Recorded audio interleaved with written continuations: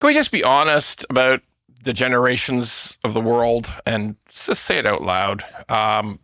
Boomers ruin everything. Like they just do.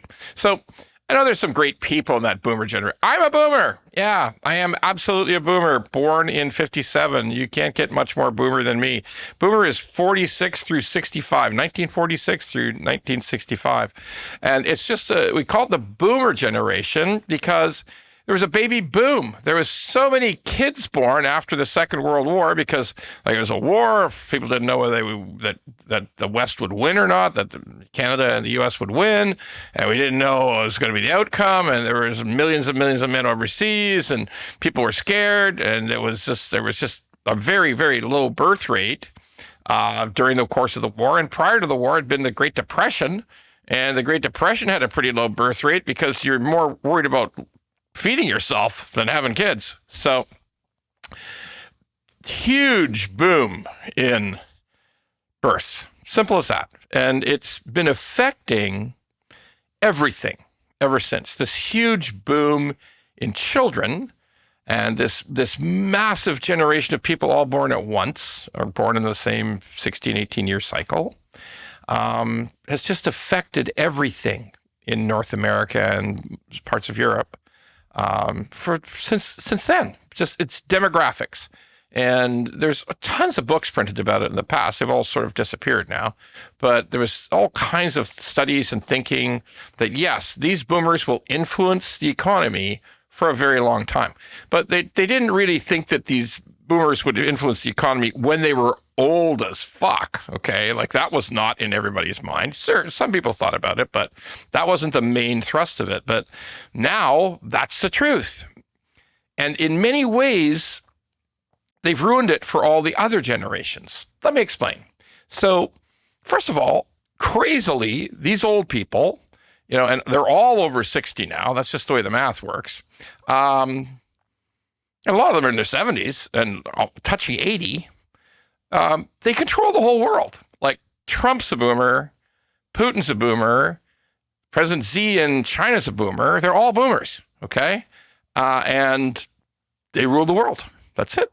So that's meaningful because why are such old people running everything still? Like, oh my God. Now, sure, you can say, oh no, Obama was younger and, Biden was 1,000,000 years old. I mean, he's the oldest guy of all. But it's been a long run of boomers running things. So that in itself is, why the hell can't there be a great 48-year-old running countries, big powerful countries? Why is that? I mean, shouldn't there be somebody who has kids that all don't have kids or that are just not all adults? Shouldn't there be somebody running a country that has little kids that they would worry about and want to make sure that those kids could get by into the next phase of their lives instead of these ancient bastards, okay? And they're all men. So, look, boomers control world government, boomers control local. Boomers are the most effective voters there is. They influence everything. They elected the last Liberal government. They elect provincial governments. They elect local governments. My God, they control local governments because municipalities, cities, the rest, mayors, councillors, it's 3-1, 2.5, 3-1. Boomers outvote everybody else in those types of elections. So yeah, it's just incredibly meaningful in local politics. And that's where the other foolishness happens. NIMBYism, like boomers who've lived in their houses for 25 years, they don't want anything to change. Boomers don't want anything to change. They don't want their breakfast to change. Nothing. Like seriously, they want nothing to change. They don't want any disruption to the neighborhood. They don't want any fourplex or sixplex or triplex built in their neighborhood. Screw that. We just don't want it. We'll find a way to fight it. Okay. And that is not good. That is not good to have the whole concept of housing locked into the year 2000. That's not smart. Now, it's much more insidious, though, because boomers control assets.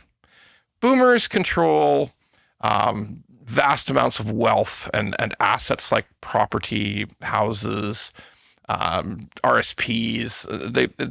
They've had so much benefit. Now, don't get me wrong. Every boomer argues this. Every boomer says, no, you're wrong, you fat bastard. You're a turncoat. You're a traitor to boomers. We worked so hard. I don't know that you worked hard. I mean, like at the end of the day, if you go back 100 years, people worked 6 days a week in North America at industrial jobs. Go back to 1900, they were working 6 days a week, 60 hours a week, 10 hours a day for shit wages. Yeah, no, I boomers, I think you were okay.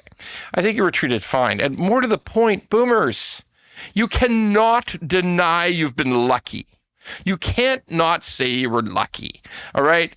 The biggest housing boom in ages. I mean, like the craziest run up of money, sure. Zero interest rates for 14 years had a lot to do with it, but you experienced it. It went great for you. Hey, Ron, back in 1982, I had 18% interest rates. Shut up. You paid $99,000 for a beautiful home. Come on. Don't be silly. And everything's run up for you. You put money into RSPs, you put money in the stock market, it went through the roof in the last 15, 20 years.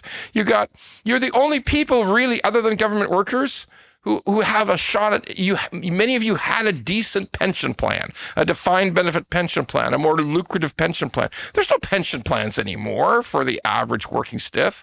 So yeah, you were lucky. Things went your way. All right.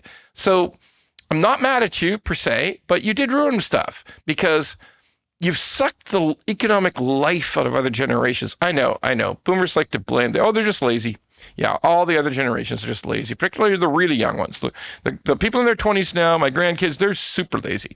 No, they're not, for the love of Jesus. They just don't have any particular level of opportunities like you. Like, I remember what it was like when I was 20 in 77. It looked like the whole world was open for me. Like I could do anything. I did okay. So it's different now. People don't have those feelings that the world's their oyster. They think that I'm never going to be able to afford a home. Like never. Unless grandpa dies and dad dies, I'm never going to have enough money to do that.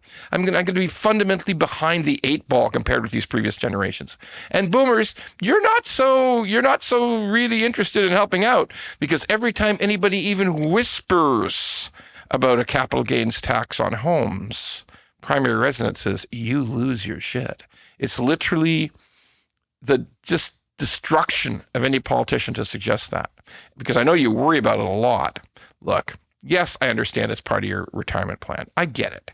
But at the end of the day, boomers must realize how things have gone their way, and they've got to start looking at a whole new political environment where the worry is about young generations, not old people like us.